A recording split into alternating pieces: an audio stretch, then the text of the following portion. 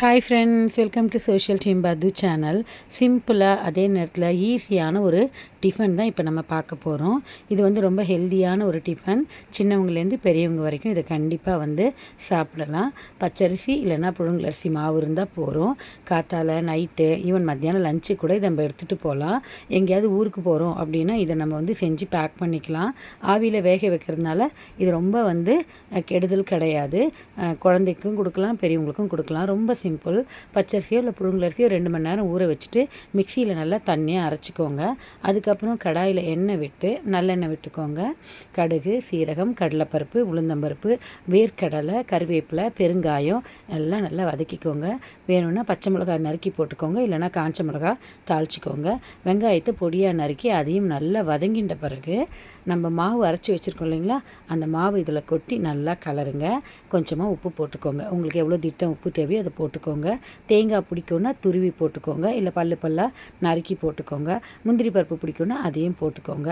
இல்லை எனக்கு வெஜிடபிள்ஸ் பிடிக்கும், கேரட், பீன்ஸு அந்த மாதிரினா அதை கூட நீங்கள் நறுக்கி வெங்காயத்தோடு தாளிச்சிக்கலாம். உப்பு உருண்டை தாங்க, நீர் உருண்டை, உப்பு உருண்டை, அதுக்கப்புறம் உப்பு கொழுக்கட்டை அப்படின்லாம் இதுக்கு பேர் சொல்லுவாங்க.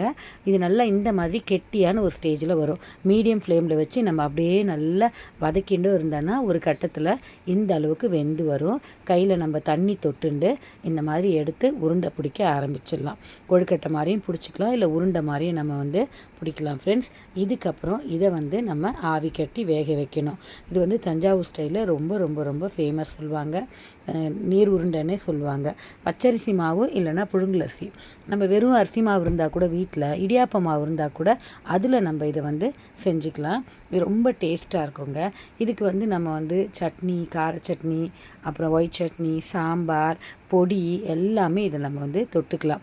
இதை குட்டி குட்டி பால்ஸாக நீங்கள் போட்டுட்டு இட்லி பாத்திரத்தில் வேக வச்சுட்டு அதுக்கப்புறம் கடாயில் கொஞ்சமாக நெய் விட்டு பொடி போட்டு இதெல்லாம் இந்த வேக வச்சுருக்கோம் பார்த்தீங்களா, இதை போட்டு தாளித்து நம்ம சாப்பிட்லாம். ஆனால் இதை ட்ரெடிஷ்னலாக என்ன பண்ணுவாங்கன்னா, இந்த மாதிரி கையில் நல்லா உருட்டி ஒரு தட்டில் எடுத்து வச்சுப்பாங்க.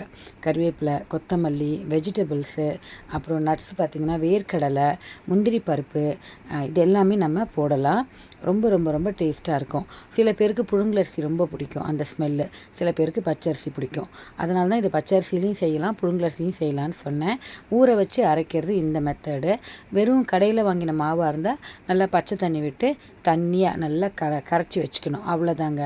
ஆனால் பொறுமையாக நிதானமாக மீடியம் ஃப்ளேமில் இந்த மாவை ஊற்றி நம்ம கலரிக்கிட்டே இருக்கணும்.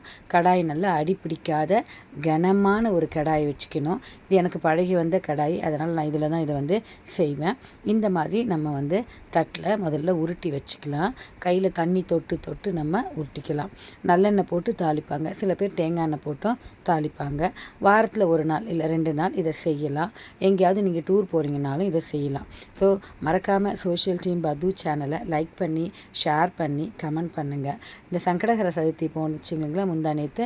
ஸோ நம்ம வீட்டில் இதுதான் அன்றைக்கி செஞ்சுருந்தோம். ஒரு ஆர்டர் ஒன்று வந்திருந்தது. ஸோ அவங்க கேட்டிருந்தாங்க பிரசாதம் நெய்வேத்தியம் கொடுக்கறதுக்காக. ஸோ அதனால் இந்த உப்புருண்டையை தான் நான் செஞ்சுருந்தேன். ஸோ கிட்டத்தட்ட நம்ம ஒரு 2 டம்ளர் போட்டோன்னா அந்த 2 டம்ளருக்கு குறைஞ்சது மீடியம் சைஸ் எலுமிச்சங்காய் சைஸில் ஒரு 25-30 உருண்டையாவது நமக்கு வருங்க. இதை காலையில் டிஃபனாகவும் சாப்பிட்டுக்கலாம், இல்லை மத்தியானம் லஞ்சுக்கு கூட இதை நீங்கள் வேக வச்சதை எடுத்துகிட்டு போய்க்கலாம். ஈவினிங் ஸ்நாக்ஸாக சாப்பிட்லாம், நைட் டின்னருக்கும் சாப்பிட்லாம். ஸோ நம்ம வீட்லேயும் சங்கடகர சதுர்த்தி அன்றைக்கி பிள்ளையாருக்கு நான் ஸ்கூல் விட்டு என்னால் இனிப்பு கொழுக்கட்டை பண்ண முடியல. ஸோ இதைத்தான் நான் செஞ்சுருந்தேன். பார்த்திங்கன்னா சுண்டல் கொஞ்சம் வேக வச்சுருந்தேன். ஸோ சுண்டல் கொழுக்கட்டை இதை பிள்ளையாருக்கு ஃப்ரெண்ட்ஸ், இதைத்தான் நம்ம வீட்டில் நான் நைவேத்தியமாக வச்சுருந்தேன். ஸோ நம்ம வீட்டில் பார்த்திங்கன்னா பிள்ளைங்கள்லாம் ஈவினிங் ஒரு 7-8 மணிக்கு மேலே தான் வர்றதுனால நான் எந்த ஒரு விஷயத்தை பண்ணுறதா இருந்தாலும் நைட்டில் தான் பண்ணுறேன். பசங்களுக்கு காலையில் செஞ்சோன்னா சாப்பிட்றதுக்கு டைம் இல்லை, அதனால் நைட்டில் தான் நைவேத்தியம்லாம் வச்சுக்கிறேன். காலையில் விளக்கேற்றிட்டு பால் பழம் வச்சு நைவேத்தியம் பண்ணிவிட்டு போயிடுறது. சாயந்தரத்தில் தான் இதெல்லாம் பண்ணுறது.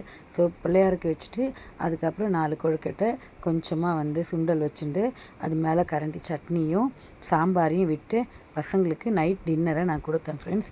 ஸோ ரொம்ப டேஸ்ட்டாக இருந்ததுன்னு பசங்க சொன்னாங்க. ஸோ மறக்காமல் சோஷியல் டீம் பத்து சேனலை லைக் பண்ணி, ஷேர் பண்ணி, கமெண்ட் பண்ணுங்கள். ஸோ நீங்கள் இந்த மாதிரிலாம் பண்ணுவீங்களா அப்படிங்கிறத எனக்கு கமெண்ட்டில் சொல்லுங்கள். Bye friends.